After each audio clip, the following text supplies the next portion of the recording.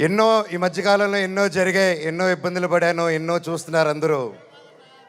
కానీ కట్టుబట్టలతో రోడ్డు మీద పెట్టారు.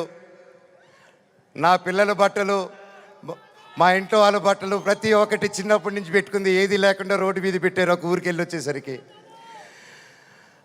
అండ్ బయటికి ఎక్కడికైనా వెళ్ళేదానికి కార్లు కూడా లేవు, కార్లు తీసుకెళ్ళిపోయారు. కానీ అన్న నాకేమైంది తెలుసా అన్న, శివుడు ఏ రూపంలో వచ్చాడు తెలుసా అన్న, ఫ్యాన్స్ రూపంలో వచ్చారన్న. ఇంటి బయట 20 కార్లు పెట్టారన్న నాకు వచ్చి. వాళ్ళే తీసుకొచ్చి ప్రతి ఒక్కరు వచ్చి అన్న మేమున్నాం అని నిలబడారు.